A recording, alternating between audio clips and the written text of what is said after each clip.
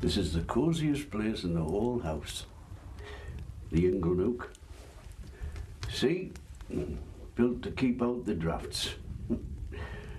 Get a good fire going and there's nowhere snugger. And it isn't just the drafts that are kept out. Look at this. You know what this is? It's called a witch's post. Supposed to keep out witches, if you believe in that sort of thing. If only the house could talk. What stories, eh? Those would be worth hearing. Sometimes you have to dig for the story, or perhaps imagine. Sometimes you get to know all about where something comes from and who it belonged to. I've been collecting for years. And everything has its own story. And those stories are about other people. I've got all sorts in this house. Old tools, maps, photos, curiosities, books, boats. Everything from carpet beaters to ship's timbers. From prehistory to yesterday. Some things stand the test of time and don't change. Some things are out of date by the next day. Some things show how much life has changed. Other things show us how much the same it is.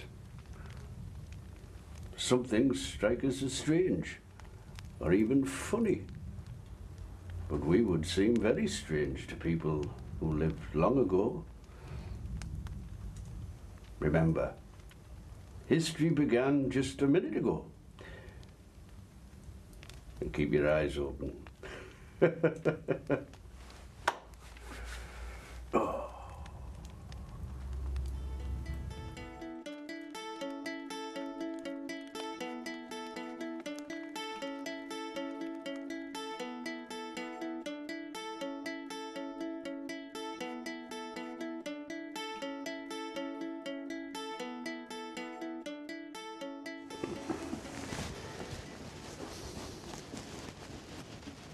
You can tell a lot about people by their shoes, whether you're making them a new pair or repairing the old.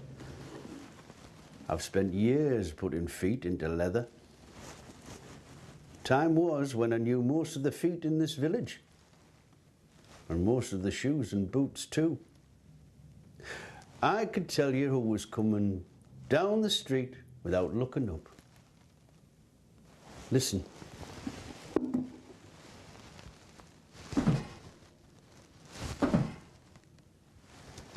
That's old George, him who sits up the road and puts the world to right with the other philosophers on the benches.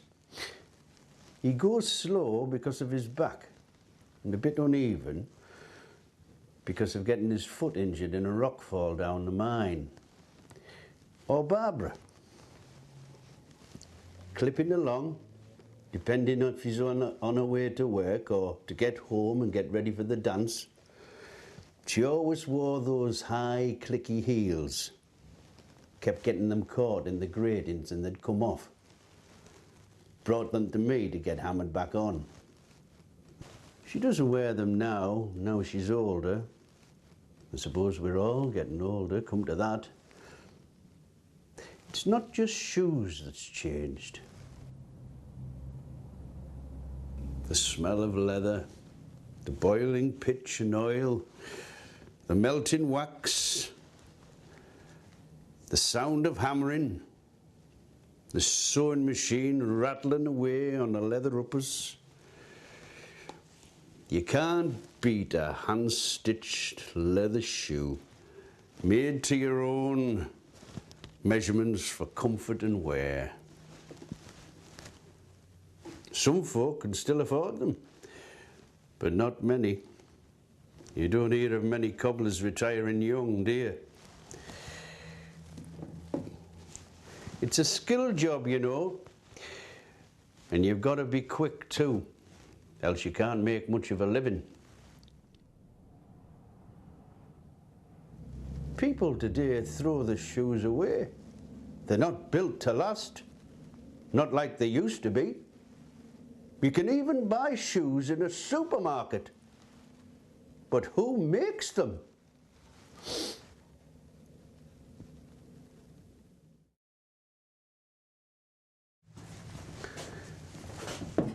Oh. How many pairs of shoes would you say you have? People have more shoes now. When you get rid of your shoes, are they worn out? Oh yes, styles, materials, colours. It's all different now. People will always need shoes. Though when I was starting up, back in the 30s, there were those that couldn't afford them. Miners' boots, sea boots, football boots, riding boots, farmers' boots, ladies' shoes, children's and babies. Hey, I've even made boots for dogs. Different lives, different occupations. Sometimes I think about that when I'm working. Where these shoes and boots have taken their owners makes you a bit of an observer, a bit of a philosopher, perhaps. My shoes have stepped folk out of the cradle and have carried them to the grave. Now mind how you go.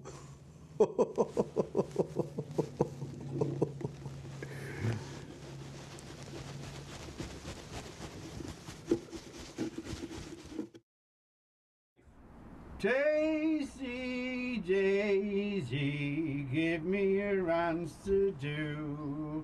I'm out crazy over the love of you. Sorry to keep you waiting. Shall we continue? You could easily miss it, you know, as you go up the street. A hidden gem. I'd always thought it was interesting. Always been curious. Always wanted to know what things were and where they come from. Always on the lookout for hidden gems. What other folks didn't notice or were throwing out. Is it rubbish or is it history? Just follow me.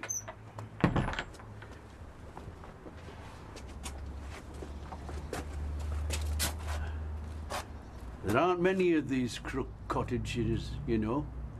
Lots of them have fallen down or been pulled down to make way for redevelopment. We fought it, but in the end, I bought it to save it from going. 1968.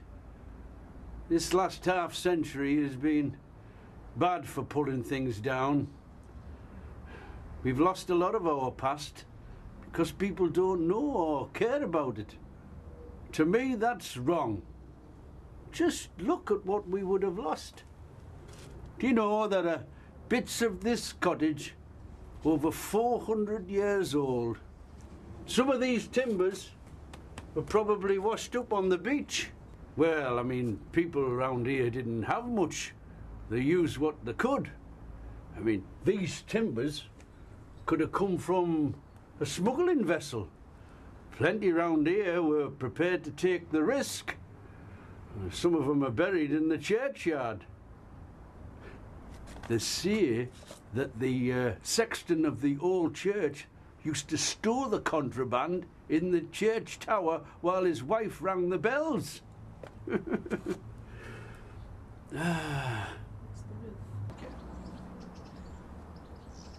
It's the roof, you know, that makes it a crook cottage. The timbers are bent towards each other and bound together. And then originally, the walls were made of willow or hazel sticks and covered in mud and manure and then whitewashed. Wattle and daub, they call it. And then a fire in the hearth for heating and cooking. And in the winter, you brought the cows in and kept them in one end of the house and you had the other. That's what kept you warm. I've filled it with all sorts. Some people think it's a lot of old rubbish. But each thing tells a story. Take this house. Who built it? Who lived in it? Sometimes I wish I could go back and find out.